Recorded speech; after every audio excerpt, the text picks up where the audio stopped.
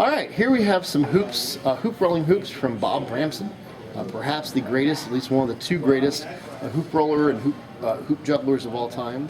From Germany, born in 1933, did amazing things. Still alive, but it retired and just developed some incredible things. His father, Paul Renner, was one of the very first, probably the second or third quality hoop rolling act in the world, and started in 1900, and Bob retired in 2000. So 100 years of performing between the two of them. And the other greatest one ever was Howard Nichols, an American juggler. Did incredible things. They had very similar acts, did very similar things, and very fortunate to get this hoop from him, of his. He even performed with Rastelli on the same bill as Rastelli. Speaking of Rastelli, the next performer was known as the Little Rastelli, Rudy Cardenas. Started as a child prodigy, could juggle 5 of these sticks when he was 7 years old, and greatest Mexican juggler of all time, and just did amazing things. Here we have Jay Green, who just sent us this week a bunch of these props. Wonderful, great creator of props. We already saw some of the clubs he had made. He made a break apart devil stick and very nice quality rings and other things. And here we have the prototype, the first ever, the only existing type of this club. It's called a transformer club. It looks like a regular club, very nice club, but if you screw it apart, you have a torch. And so that's wonderful. It's the Transformer Club, made by Jay Green. This is the only existing one. It's the prototype. Here we have Tommy Curtin Bottle Club, made by Stu Reynolds for Tommy, and he sold them to other people, but this one actually did belong to Tommy. And a wonderful performer, the 1981 IJA champion. And then here we have a Foodie Club.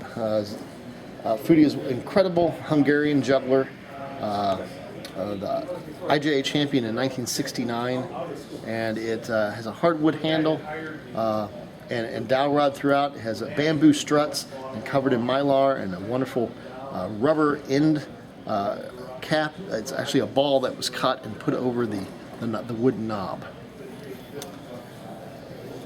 And finally, we move to the last table, which is all associated with the Brunn family. We have, actually start over here with the other end, Francis Brunn. We have Paul Bachman's spinning ball here, Francis. Francis, of course, is considered one of the greatest jugglers of all time, easily. Here's a poster of his. And then besides the ball, we have his hat that he wore at the beginning of his act, where he'd come out and juggle 6 rings wearing that hat. We have 2 of his rings for his combination trick at the end. This ball was used in the combination trick at the end on the mouse stick. And then this pedestal here was used with his famous routine where he would balance 2 balls, the pedestal and the pedestal, on a mouse stick and do various flips and catches with them. And then his sister was Lottie Brunn. And so we have one of her balls she used for 5 balls here, and we use one of her sticks. She called them sticks. They're kind of a spring club, and she would do 4 club splits with those, and wonderful props. And then their half brother, Ernest Montego, sent us some wonderful things. We have a head pedestal and a cork club from the 1950s.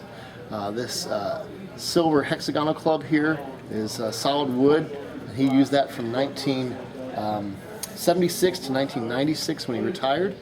One of his spinning balls and 2 rings that he used, all in his final combination trick on the 5-foot unicycle. And we have Francis's longtime companion, Natalie Interline, an incredible dancer and baton spinner and hat manipulator. This is one of her hats. And finally, we have Lottie's son, Michael Cherrick. We have one of his mouse sticks and spinning balls that he used in his final combination trick as well. I'm David Cain, and that's my portion of the History Lounge.